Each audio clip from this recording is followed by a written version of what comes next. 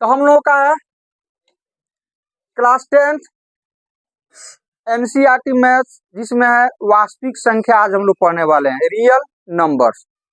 तो सबसे पहले वास्तविक संख्या पढ़ने से पहले मैथ के कुछ रोचक चीजों के बारे में हम जानते हैं, जो शायद आप नहीं जानते होंगे या हो सकता है कि जानते होंगे।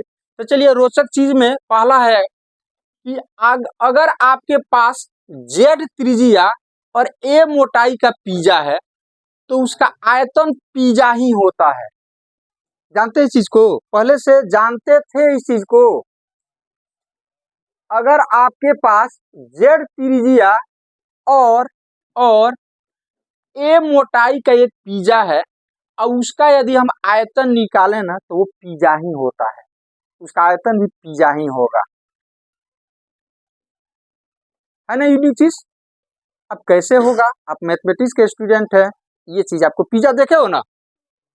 पिज्जा नहीं देखे हो? अरे बहुत खाया होगा पिज्जा, बहुत खाया होगा पिज्जा, जो है आप लोग बहुत खाए होइएगा। नहीं, पिज्जा आप लोग बहुत खाए होइएगा।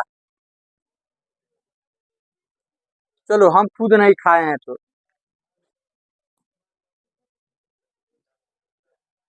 चलिए, ये सब पिज्जा है। अरे तो देखने पर मन कर रहा है खाने के लिए ना। ये सब जो है ना, ये जो देख रहे हैं ये सब पिज्जा है। अब कह रहा है कि इस देखो पिज्जा जितना आप देख रहे हो ना, लगभग वो सर्कल के आकार का है। किस आकार का है? लगभग वो सब सर्कल का आकार का है। किस आकार का है? सब सर्कल का आकार का है। तो कह रहा है कि यदि इसकी त्रिज्या हम जेड मान लें और इसका मोटाई हम क्या, चलो एक तो पिज्जा को हम बाहर लाते हैं। चलो आ जाओ, आएंगे तो हम लोग नहीं।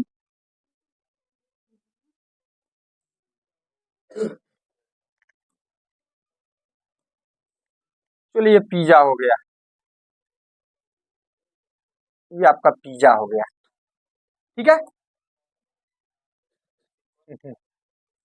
चलो, अब कह रहा है कि इसकी त्रिज्या यदि हम आर मान ले, क्या मान ले? तो मान लो इसकी त्रिज्या यदि हम आर मान लेते हैं, सपोज इसकी ये त्रिज्या हो गया, इसकी ये त्रिज्या हो गया,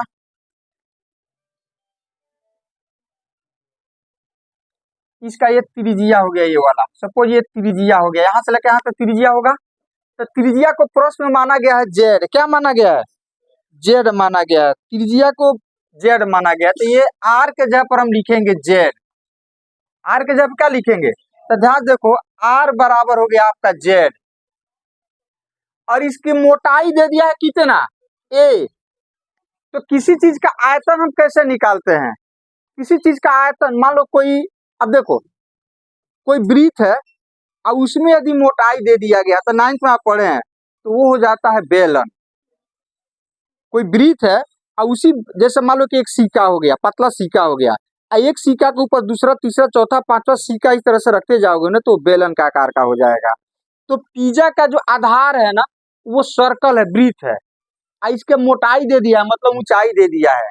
तो इसका आयतन कैसे निकालेंगे? तो आयतन निकालने के लिए अपने पास एक बहुत ही बढ़िया फॉर्मूला होता है कि आधार के क्षेत्रफल में ऊंचाई से गुना कर देते हैं ना तो आयतन निकल जाता है। तो इसका, क्योंकि इसका आधार एक वृत्त है, तो आधार का क्षेत्रफल कौन सी हो जाएगा? तो पहले पिज्जा का आयतन निकालते हैं, सूत्र लिखते हैं। तो पिज्जा का आयतन जो होगा, आयतन जो होगा वो हो जाएगा आधार का क्षेत्रफल। आधार का क्षेत्रफल, तो अ से आधार हो जाता है, आ लिख देते हैं। आधार का क्षेत्रफल गुना ऊंचाई। ऊंचाई का मतलब मोटाई, ऊंचाई का मतलब मोटाई। इस सूत्र से हम आयतन निकालते हैं, आयतन निकालते हैं। तो आधार कौन सी है? वृत्त है। तो वृत्त का क्षेत्रफल हो जाएगा pi R square, pi R square, और मोटाई कितना है? ए। तो यहाँ पर हो जाएगा ए हो जाएगा। अब इसको हम ध्यान से देखो, आर के जगह पर आपको क्या लिखना है? जेड। क्या लिखना है? जेड। तो ये पाई है तो इसको हिंदी में पाई लिख दें, अरे इसको पाई है तो पी आई पाई लिखते हैं ना, तो पाई हो गया। और आर, आर जेड है, तो जेड का स्क्वायर है तो इसको जेड इंटू जेड लिख सकते हैं। अरे आर के जगह पे जेड लिखना तो जेड इंटू जेड लिख सकते हैं। ये एरिया है तो ये ए हो गया। तो देखो पिज्जा आ गया कि नहीं आ गया। तधार का क्षेत्रफल गुने मोटाई आयतन हो जाएगा। इसलिए आयतन बराबर हम क्या लिख सकते हैं, पिज्जा। क्या लिख सकते हैं, पिज्जा।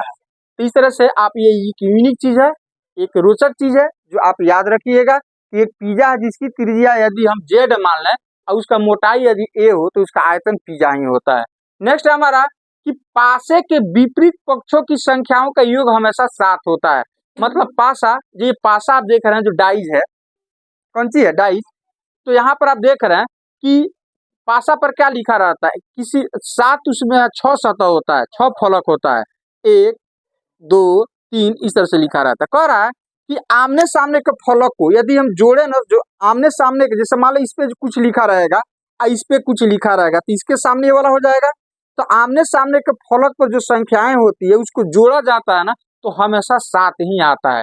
जैसे यहाँ पर 3 आपको दिख रहा है ये वाला, तो इसके नीचे जो सतह होगा ना उस पर 4 होगा और जोड़ोगे तो 7 आ जाएगा।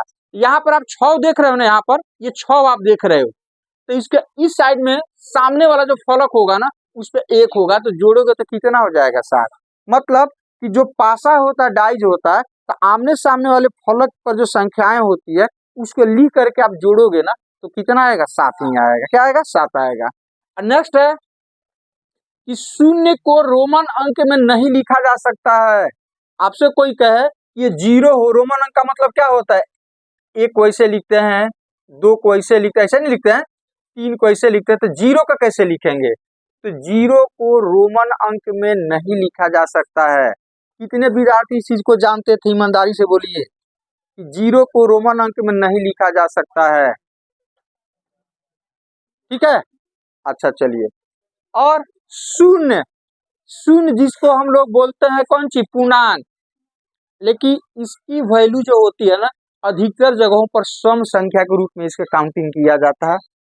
सम संख्या इसको मान करके चला जाता है। तो 0 क्या चीज है, एक सम संख्या है। 0 क्या चीज है, एक सम संख्या है। याद रहेगा ना। ये हो गया मैथ के कुछ रोचक चीज। तो चलिए आगे बढ़ते हैं। अब इसी तरह से हमेशा आपको कुछ रोचक चीज हम बताते रहेंगे, क्योंकि नॉलेज मेन चीज है। नॉलेज क्या चीज, नॉलेज।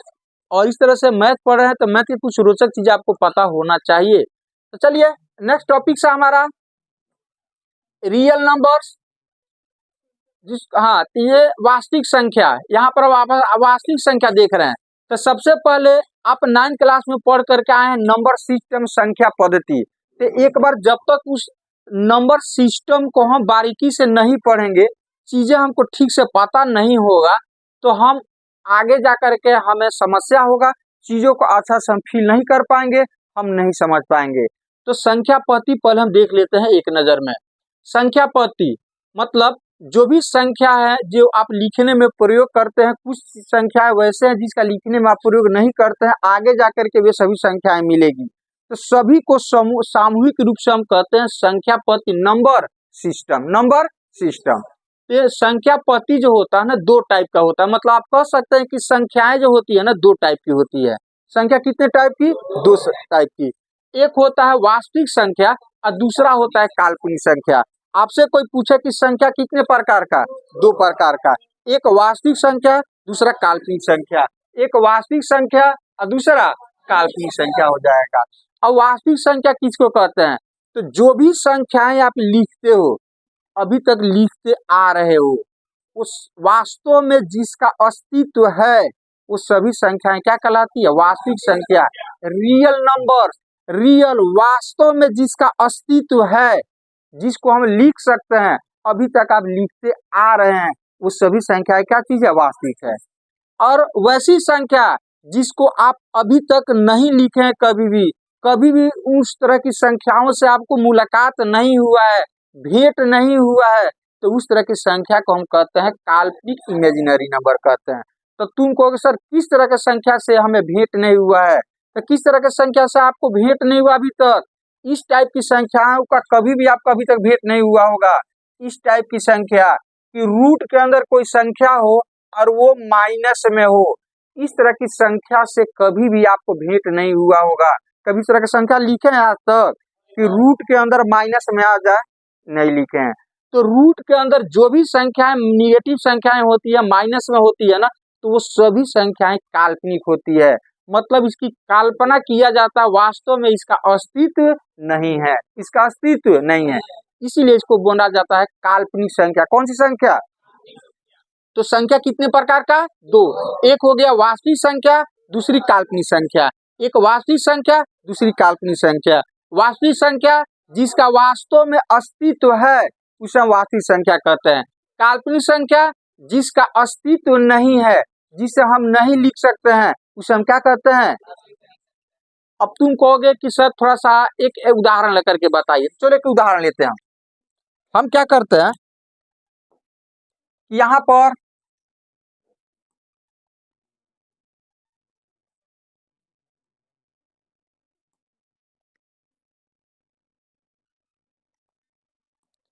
चलो एक संख्या लेते हैं, x²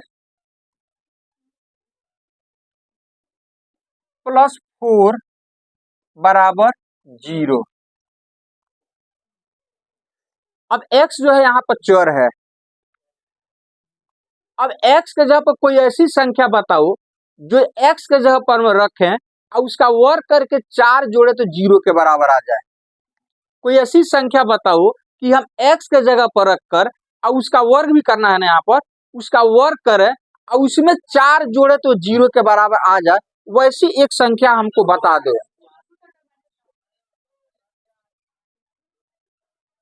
बोलो जल्दी। रूट अंडर, तो बोले हैं ना कि -4 तो काल्पनिक संख्या हो गया, जो आप अभी जानते ही नहीं, हम बता दिए तब ना जान गए नहीं। तो x के जगह पर कोई ऐसी संख्या नहीं मिलेगा जिसका वर्ग करेंगे और उसके बाद 4 जोड़ेंगे तो 0 आ जाएगा, कोई ऐसी संख्या नहीं मिलेगा। तो इसी तरह का जब प्रॉब्लम आया हमारे मैथमेटिशियन के सामने, इसका कुछ न कुछ तो हल होना चाहिए नहीं, तो हल निकालने के लिए हमारे मैथमेटिशियन ने कुछ काल्पनिक संख्याओं को मान करके चला है कि नहीं, कुछ संख्याओं की कल्पना किया जिसे हम कहते हैं कौन सी? काल्पनिक संख्या। तो इसका हल निकालने के लिए काल्पनिक संख्याओं का क्या हुआ? आविष्कार हुआ। इस तरह का समस्या हमारे मैथमेटिशियन के सामने आया, तो उसके हल निकालने के लिए भाई हल तो कुछ न कुछ होना चाहिए, तो हल कैसे निकालें, इसीलिए इसके समाधान के लिए हमारे मैथमेटिशियन ने काल्पनिक संख्याओं का खोज किया, काल्पनिक संख्याओं का आविष्कार किया। खोज मत कहो, आविष्कार कहो। क्या कहो? आविष्कार किया। तो ये चीजें हमें यहाँ पर नहीं पढ़ना है, हमें आप जाइएगा इंटर में तो डिटेल्स में इसके बारे में क्या कीजिएगा? पढ़िएगा। तो चलिए देखते हैं, तो काल्पनिक संख्या के बारे में हमें नहीं पढ़ना है, हमें नहीं पढ़ना है। अब हम चलते हैं वास्तविक संख्याएं। क्या चीज? वास्तविक संख्याएं जो होती है वो दो प्रकार का, एक परिमेय संख्या, दूसरा अपरिमेय संख्या। एक परिमेय संख्या, दूसरा अपरिमेय संख्या। अभी थोड़ा देर में बताएंगे परिमेय संख्या क्या होता है। फिर परिमेय संख्या को भी दो पार्ट में कर दिया गया, भिन्न संख्या, पूर्णांक संख्या। भिन्न संख्या, पूर्णांक संख्या, जो 9th क्लास में आप अच्छी तरह से पढ़े हुए नहीं। तो देखो पूर्णांक संख्या का भी ब्रांच है 3 ठो, एक हो गया धनात्मक पूर्णांक, एक हो गया शून्य और दूसरा हो जाएगा ऋणात्मक पूर्णांक। धनात्मक पूर्णांक जो होती है ना, बहुत प्रकार की होती है। धनात्मक पूर्णांक को ही हम लोग नेचुरल नंबर कहते हैं। प्राकृत संख्या, तो प्राकृत संख्या में विषम भी आ जाएगा, प्राकृत संख्या में सम भी आ जाएगा, प्राकृत संख्या में भाज्य भी आ जाएगा, प्राकृत संख्या में अभाज्य भी आ जाएगा, और प्राकृत संख्या में स्वाभाज्य संख्या भी आ जाएगा, और भी संख्याएं आ जाएगी, लेकिन वो हमें काम की नहीं है। जो काम की चीजें है उसी को हमने यहाँ पर क्या किया है? लिखा हुआ है। याद रहेगा ना? तो चलिए एक एक चीज करके हम लोग फोकस करते हैं, एक एक करके हम लोग फोकस करते हैं। तो ध्यान देखो यहाँ पर वास्तविक संख्या है, ये हो गया काल्पनिक संख्या। काल्पनिक संख्या का पहचान क्या होता है कि रूट के अंदर माइनस में हो, या जिसके साथ आई लग जाता है ना, आई अभी आपको समझ में नहीं आएगा, आई का मतलब आयोटा होता है। क्या होता है? आयोटा। इंटर में जाइएगा तो पढ़िएगा। तो चलो इसको फिलहाल हटा देते हैं, इसको हम इसे लॉक करते हैं, खत्म करो इसको खत्म करो, हमारे पाठ्यक्रम में नहीं है। चलो आगे बढ़ते हैं। वास्तविक संख्या है, तो जितनी भी संख्याएं आप लिखते हो ना, सब का सब वास्तविक संख्या है। तो क्या क्या लिखते हो? ध्यान से देखो, ये सभी लिखते हो। 2 लिखते हो ना, वास्तविक संख्या। 5 लिखते हो ना, वास्तविक। 3/2 लिखते हो ना, वास्तविक संख्या। -1/2 लिखते हो ना, √2 लिखते हो ना, वास्तविक। इसके अलावा बहुत सारी संख्या है, 0 भी हम लिखते हैं नहीं, और -5 भी हम लिखते हैं, -2 भी लिखते हैं, ये सभी संख्याएं हम लिखते हैं। ये सब का सब वास्तविक संख्या हो गया, रियल नंबर्स हो गया। तो फिर हमारे मैथमेटिशियन को ये लगा, अरे यार ये संख्याएं जो है ना, ध्यान दो कि यहाँ पर लिख देते हैं ये वास्तविक संख्याएं। चलो यहाँ पर लिखते हैं वास्तविक संख्याएं। अपने से लिख करके और टाइप करने में कुछ अंतर हो ही जाता है, नहीं? अपने से लिखने में इसीलिए बोलते हैं ना कि आप लोग अपने से नोट्स बनाओ, अपने से लिखो तो उसका मजा कुछ और होता है, नहीं होता है? अपने ढंग से बताना, अपने ढंग से चीजों को लिखना, हर चीज अपने ढंग से होता है। तो यहाँ पर सीमित है ना, ये तो टाइप किया हुआ है तो ये तो सीमित हो गया। अब यहाँ पर हम अपने से लिखेंगे तो बहुत सारा चीज लिख सकते हैं ना, बहुत सारा चीज क्या सकते हैं लिख सकते, आपको समझाने के लिए। इसीलिए चलो इसको हटाओ, इसको वास्तविक संख्या। तो वास्तविक संख्या मतलब जो भी संख्या आप लिखते हो ना, वो सब का सब क्या चीज है, वास्तविक संख्या है। जैसे क्या लिखते हो, जल्दी से बोलो। -3 लिखते हो, -2 लिखते हो, 1/2 लिखते हो, √3 लिखते हो, 5 लिखते हो, 0.5 लिखते हो। इस तरह से अनगिनत संख्या हम लिखते हैं। तो अनगिनत का मतलब होता है 3 ठो लास्ट में बिंदु दे देता है ना, इसको बोला जाता है एंड सो ऑन। इसके आगे बहुत सारी संख्याएं हैं, ठीक है। तो कितना लिखेंगे, तो मैथमेटिक्स में एक कोड अपनाया गया कि अंत में 3 डॉट दे दिया जाए। इसका मतलब समझिएगा कि बहुत सारी संख्याएं इसकी इधर है, 3 नहीं है, अनगिनत है। मैथमेटिक्स में ऐसा सब कोई मानकर चलता है, तो आपको भी मानकर चलना पड़ेगा। अच्छा, तो फिर यहाँ पर यह देखा गया कि अरे ये क्या, इसके लक्षण के आधार पर है ना, इसको कुछ हम अलग अलग टाइप से लिख सकते हैं, अलग अलग टाइप से लिख सकते हैं। अलग टाइप का मतलब हो गया कि क्यों ना रूट वाले को अलग कर दिया जाए। अब बिना रूट वाले को अलग कर दिया जाए, तो रूट वाले को अलग कर देंगे तो देखो वो बन गया अपरिमेय संख्या। क्या बन गया, तो यहाँ से रूट वाले को अलग कर दिया गया, अब बिना रूट वाले को अलग कर दिया गया। तो बिना रूट वाला देखो कुछ इस टाइप से हो जाएगा, -3, -2, 1/2, 2/3, ये सब जो है ना, ये सब हो गया बिना रूट वाला। और रूट वाला में बहुत सारा आ जाएगा, √3 आ जाएगा, √2 आ जाएगा, 7√2 आ जाएगा, ये सब रूट वाला हो गया, नहीं? तो सवाल है कि इसका भी कुछ नाम देना पड़ेगा और इसका भी कुछ नाम देना पड़ेगा। अब एक अलग समूह बन गया, एक अलग समूह बन गया, नहीं बन गया? तो जिसके ऊपर रूट नहीं है उसको बोला गया परिमेय। ये समूह कहलाएगा परिमेय संख्या का। ये हो गया आपका परिमेय, मतलब रेशनल नंबर। परिमेय संख्याएं ये सब हो गई। कौन सी संख्याएं हो गई, ये सब परिमेय संख्याएं हो गई। इसको क्या बोलेंगे, अपरिमेय संख्या। तो वास्तविक संख्या का ही ना परिवार हो गया, ये वास्तविक संख्या का परिवार बंट गया 2 भाग में। परिवार जो लंबा चौड़ा हो जाता है तो क्या किया जाता है, बांट दिया जाता है। इसी तरह से बांट दिया गया, रूट वाले को अलग और बिना रूट वाले को अलग। तो ये हो जाएगा अपरिमेय संख्याएं, अपरिमेय संख्या।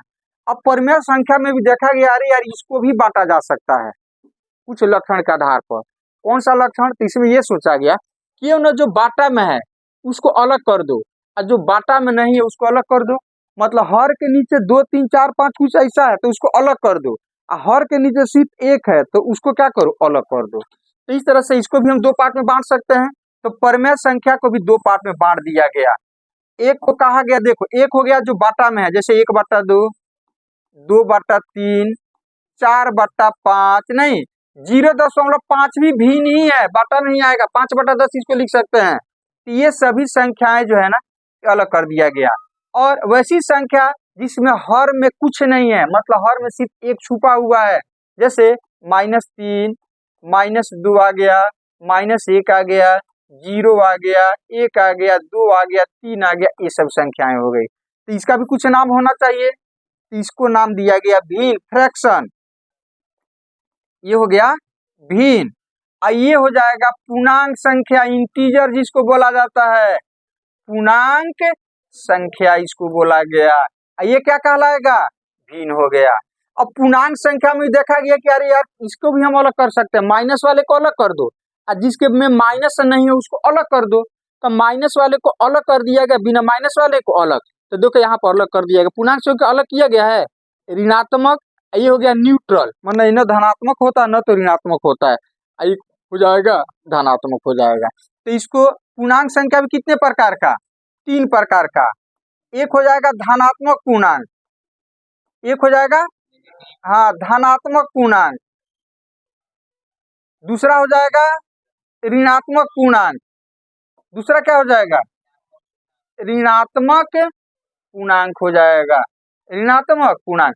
और एक हो जाएगा शून्य। क्या हो जाएगा? शून्य हो जाएगा। तो धनात्मक पूर्णांक में आपका आ जाएगा, हाँ एक आ जाए, मान लो इधर आ जाएगा 3 2 1, किस तरह से आ जाए, इसके इधर बहुत सारी संख्याएं हैं। और ऋणात्मक पूर्णांक में कौन आ जाएगा? माइनस से स्टार्ट कर दो, -1 आ जाएगा, -2 आ जाएगा, -3 आ जाएगा, एंड सॉरी शून्य में ना आ गया, यहाँ पर लिख देते हैं ये वाला, -3 -4 ये सब आ जाएगा ऋणात्मक पूर्णांक में। आई शून्य तो है ही, शून्य तो है ही। तो इस तरह से आपका पूर्णांक संख्या कितने प्रकार का? 3 प्रकार का। तो टोटल का निचोड़ आपका यही हो गया जो आपको यहाँ पर दिखाया गया था, ये वाला चीज कि वास्तविक संख्या कितने प्रकार का? 2, एक परमेय संख्या, एक अपरमेय संख्या। परमेय संख्या में कौन आ जाएगा? रूट वाले को छोड़ करके बाकी जितनी संख्या है वो सब परमेय संख्या हो जाएगा। रूट वाले को छोड़ करके बाकी जितनी संख्या है सब क्या हो जाएगा? सब परमेय संख्या हो जाएगा। सब क्या हो जाएगा? परमेय संख्या। जैसे देखो यहाँ पर लिखे हैं यहाँ पर। अच्छा, उसके बाद से परमेय संख्या। तो परमेय संख्या भिन्न संख्या और पूर्णांक संख्या। परमेय संख्या कितने प्रकार का? 2 प्रकार का। एक हो जाएगा भिन्न संख्या, एक क्या हो जाएगा? पूर्णांक संख्या। मतलब भिन्नात्मक, एक क्या हो जाएगा? पूर्णांक संख्या। भिन्नात्मक का मतलब जो बाटा में होता है, जिसमें हर में कुछ होता है। अब पूर्णांक संख्या जिसका हर में कुछ नहीं होता, वन छुपा हुआ रहता है। वन क्या रहता है? छुपा हुआ रहता है। तो पूर्णांक संख्या। तो पूर्णांक संख्या भी 3 टाइप का, एक ऋणात्मक पूर्णांक, एक धनात्मक पूर्णांक, एक क्या हो जाएगा? शून्य। एक ऋणात्मक पूर्णांक, एक धनात्मक पूर्णांक, एक क्या हो जाएगा? शून्य। तो इस तरह से पूर्णांक संख्या कितने प्रकार का? 3 प्रकार का। इस धनात्मक पूर्णांक को हम बोलते हैं क्या चीज? प्राकृत संख्या, नेचुरल नंबर बोलते हैं। इसी धनात्मक पूर्णांक को हम बोलते हैं प्राकृत संख्या बोलते हैं। याद रहेगा ना? इसी धनात्मक संख्या को हम क्या बोलते हैं? प्राकृत संख्या बोलते हैं। क्या बोलते हैं? अभिन्न में भी है, उचित है, अनुचित है, मिश्रित है, मिश्र हो गया, ये सब चीजें आप लोग जानते हैं, 8 क्लास 7 क्लास में पढ़े होंगे। उचित का मतलब होता है हर बड़ा हो अंश छोटा हो, तो उसको हम बोलते हैं उचित। हर बड़ा हो अंश कौन सी हो? उचित, प्रॉपर। इम्प्रॉपर का मतलब होता है अंश बड़ा हो हर कौन सी हो? छोटा हो। इस टाइप की संख्या है 37 पूर्णांक 1/3, 5 पूर्णांक 2/3। इस टाइप की संख्याओं को हम बोलते हैं मिक्स, मिश्रित नंबर, मतलब मिक्स्ड नंबर बोलते हैं। एक कॉम्प्लेक्स, कॉम्प्लेक्स का मतलब मिला जुला बहुत सारा। तो देखो 3 बट्टा फिर 3 + 2 बट्टा फिर 3 + 1, इस तरह के जहां भी आपको मिलेगा तो उसको कॉम्प्लेक्स नंबर मतलब मिश्रित संख्या क्या करते हैं? बोलते हैं, मतलब सब मिला जुला करके इसमें है। तो खैर ये चीजें हमें नहीं पढ़ना है यहाँ पर, ये चीजें हमें नहीं पढ़ना है। ये सब आप 7 क्लास 8 क्लास में पढ़ चुके हैं, 8 क्लास में पढ़ चुके हैं। अब यहाँ पर देखो, अब यहाँ पर आपको डिटेल्स में यहाँ पर चीजें समझा करके लिख दिया गया है कि प्राकृत संख्या जो होता है ना, किसको कहते हैं? 1 2 3 4 5 इन सभी संख्याओं क्या कहते हैं? प्राकृत संख्या। मतलब गिनती की संख्या क्या कहते हैं? प्राकृत संख्या। गिनती की संख्या को प्राकृत संख्या कहते हैं। पूर्ण संख्या, तो गिनती की संख्या में यदि हम 0 मिला दें तो उसी का बोलते हैं पूर्ण संख्या। गिनती की संख्या में 0 मिला देंगे तो क्या हो जाएगा? पूर्ण संख्या। पूर्णांक संख्या, तो जो भी संख्या है सभी को मिला करके धनात्मक, मतलब ये सभी संख्याएं जो देख रहे हो यहाँ पर 1 2 3 4 -1 -2 -3 0, ये सभी संख्याएं क्या कहलाती है? पूर्णांक संख्या। परमेय संख्या, तो परमेय संख्या का मतलब हो जाएगा कि ये जितनी भी संख्याएं आप देख रहे हो ना, वो सब का सब कौन सी है? परमेय संख्या। रूट में नहीं होना चाहिए। तो तुम कहोगे सर यहाँ पर तो रूट में है, तो इसका वर्गमूल 2 हो जाएगा, इसका वर्गमूल 4 हो जाएगा, इसका वर्गमूल क्या हो जाएगा? 15 हो जाएगा। तो ये रूट में दिख रहा है लेकिन ये रूट से बाहर आ जाएगा, इसका वर्गमूल निकल जाएगा। ये भी क्या चीज है? परमेय संख्या। क्या चीज है? परमेय संख्या है। फिर कह रहा है सम संख्या, इस सब की जरूरत पड़ेगा आपको। सम संख्या का मतलब क्या होता है? कि वैसी संख्या है जो 2 के टेबल में हो, 2 के पहाड़ा में हो, उसे हम कहते हैं कौन चीज? सम संख्या। और जो 2 के पहाड़ा में नहीं होगा उसको क्या बोलते हैं? विषम संख्या। तो यहाँ पर आप देख रहे हैं ये हो गया आपका सम संख्या, ये सभी 2 के पहाड़ा में है। सभी कौन सी है? 2 के पहाड़ा में।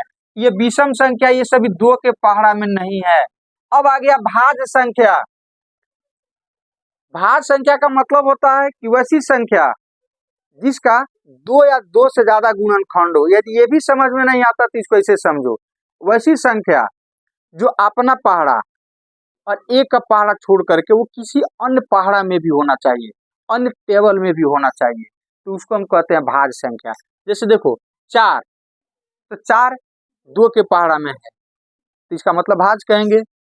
6, तो 6 2 के टेबल में भी है और 3 के टेबल में भी है, भाज हो गया नहीं। अच्छा हम पूछते हैं ये 5 भाज है, ये किसी भी अन्य टेबल में नहीं, अपना पहाड़ा नहीं पढ़ना है, ये का भी पहाड़ा नहीं पढ़ना है, किसी अन्य पहाड़ा में होना चाहिए तो ही उसको भाज कहेंगे। अब वो किसी अन्य पहाड़ा में नहीं होगा तो उसको कहेंगे अभाज कहेंगे। भाज किसको कहते हैं? भाज जो किसी अन्य पहाड़ा में हो, मतलब जिसके 2 या 2 से ज्यादा गुणनखंड हो। तो गुणनखंड आप लोग चलिए बाद में उस चीज को हम लोग फोकस करेंगे। जिसके जो किसी अन्य भी पहाड़ा में हो वो भाज होगा, और जो किसी भी अन्य पहाड़ा में नहीं है उसको क्या कहते हैं? अभाज कहते हैं। लेकिन अभाज का शर्त होता है कि वो 1 से बड़ा होना चाहिए। 1 से क्या होना चाहिए? बड़ा होना चाहिए। फिर कह रहा है कि सअभाज, सअभाज संख्या का मतलब होता है कि इसका ये दोनों जो है ना, जैसे 5 और 7, ये दोनों किसी एक पहाड़ा में नहीं होना चाहिए, तो उसको हम बोलते हैं सअभाज। जैसे ध्यान से देखो यहाँ पर सअभाज में एक उदाहरण हम ले रहे हैं, 18 क्या चीज, यहाँ पर हम ले रहे हैं 18 और 25, इसको हम सअभाज संख्या का युग्म बोलेंगे कि नहीं बोलेंगे? अभी हम क्या बताए थे कि सअभाज संख्या का मतलब हो जाएगा कि ये दोनों किसी एक पहाड़ा में नहीं होना चाहिए। तो कोई ऐसा पहाड़ा बताओ, कोई ऐसी संख्या बताओ जिसके पहाड़ा में टेबल में 18 भी हो 25 भी हो। तो नहीं है, तो सअभाज संख्या हो जाएगा, सअभाज संख्या हो जाएगा। बात समझ आ रहा है? क्या करें, ये दोनों किसी एक ही संख्या के पहाड़ा में यदि आ गया, माने कोई ऐसा पहाड़ा बताओ, कोई ऐसी संख्या का टेबल बताओ जिसमें ये दोनों हो। नहीं है तो नहीं है, तो सअभाज होगा। चलो दूसरा देखो यहाँ पर कि हम ले रहे हैं यहाँ पर 25 और ले रहे हैं यहाँ पर 36। अब आपको बताना है कि ये सअभाज संख्या है क्या, जल्दी से बोलो। ये दोनों यदि किसी एक ही संख्या के टेबल में है, एक ही संख्या के टेबल में है, तो सअभाज नहीं होगा। यदि नहीं है तो है। तो 25 और 36 किसी पहाड़ा में है, पहाड़ा समझते हो ना, किसी एक ही पहाड़ा में है? नहीं है, नहीं है तो सअभाज संख्या है, सअभाज संख्या है। इसका दूसरा लॉजिक ये होता है कि इसका गुणनखंड निकालो और इसका गुणनखंड निकालो, तो गुणनखंड में कोई उभयनिष्ठ नहीं आना चाहिए, तो भी वो सअभाज होगा। तो गुणनखंड हम अभी आप लोगों को पढ़ाए नहीं है, हालांकि 9th क्लास में पढ़े हैं। ये कंसेप्ट हम आगे इसी चैप्टर में पढ़ेंगे तो आपको समझ में आएगा। तो फिलहाल इतना आप समझ करके चलिएगा, इतना समझ करके चलिएगा। तो अभी आप क्या क्या पढ़े, जल्दी से बोलिए तो, क्या पढ़े? सबसे पहले हम पढ़े कि वास्तविक संख्याएं,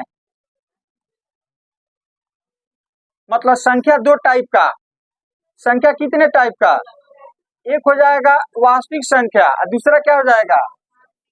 काल्पनिक संख्या, काल्पनिक संख्या हो जाएगा। नहीं, वास्तविक संख्या 2 प्रकार का, एक हो गया परिमेय, एक हो जाएगा परिमेय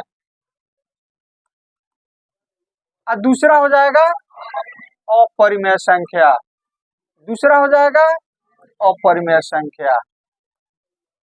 नहीं, परिमेय, अब देखो परिमेय किसको बोलते हैं? जो रूट में नहीं हो, संख्या जो रूट में हो अपरिमेय, और जो रूट में नहीं हो अपरिमेय, सॉरी परिमेय, जो रूट में हो अपरिमेय और जो रूट में नहीं हो क्या हो जाएगा? परिमेय। तो आपसे कोई पूछे कि चलो भैया बता दो ये 2 परिमेय है कि अपरिमेय, तो रूट नहीं है इसके ऊपर, नहीं, इसका मतलब क्या हो जाएगा? परिमेय। अच्छा -3/2 बोलो क्या चीज है? परिमेय, क्योंकि रूट है इसमें नहीं है, तो परिमेय हो जाएगा। 7/4 परिमेय हो जाएगा, और √9 परिमेय है क्योंकि इसका वर्गमूल निकल जाएगा, और √18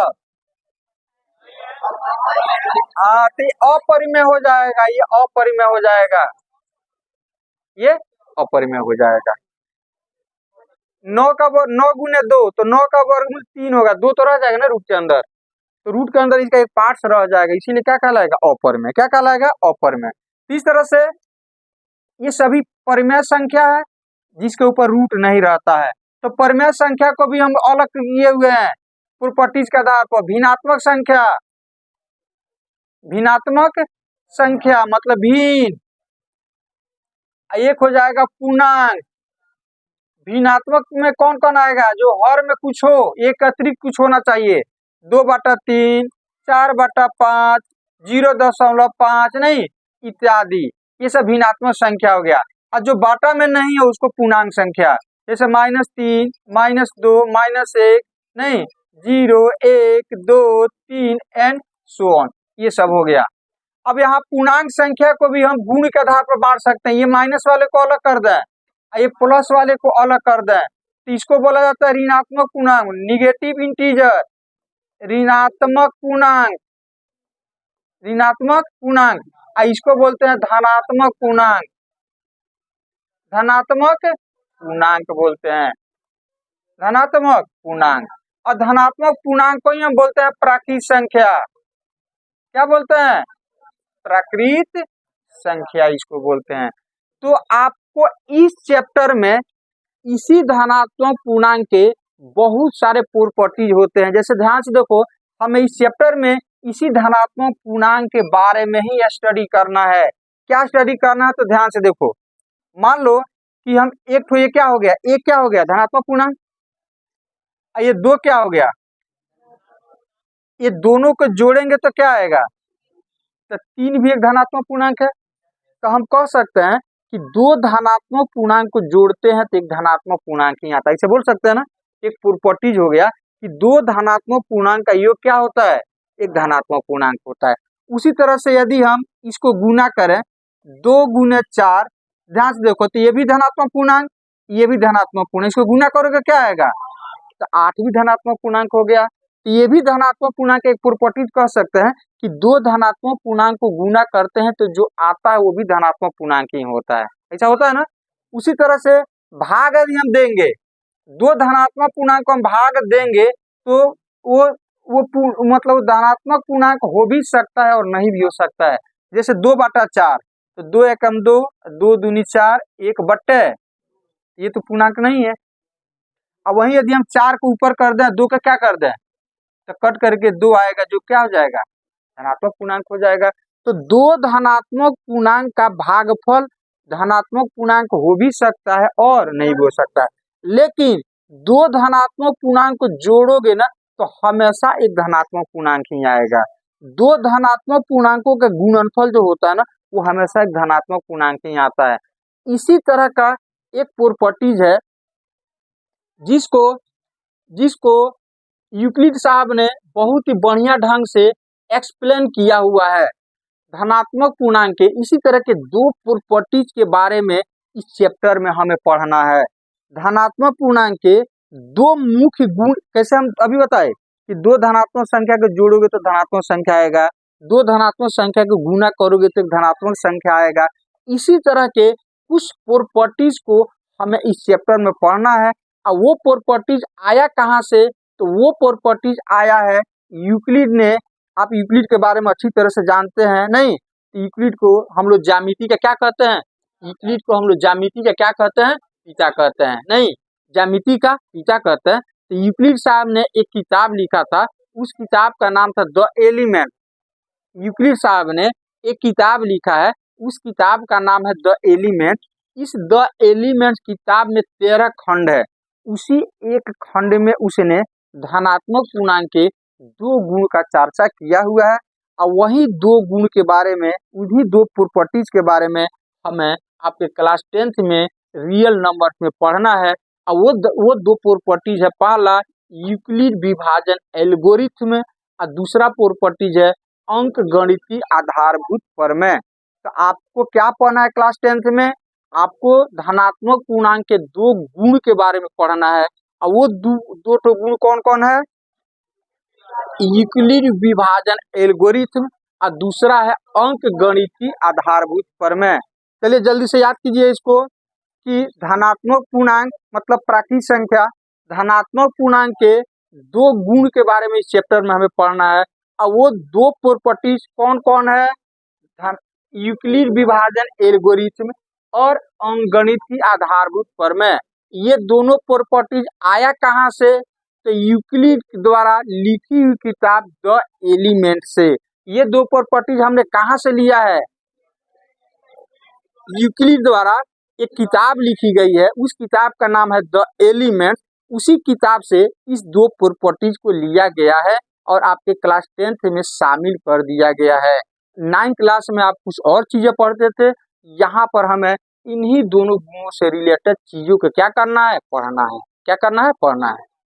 तो चलिए नेक्स्ट डे इन्हीं दोनों प्रॉपर्टीज पर हमारा क्या रहेगा? फोकस रहेगा। क्या रहेगा? फोकस रहेगा।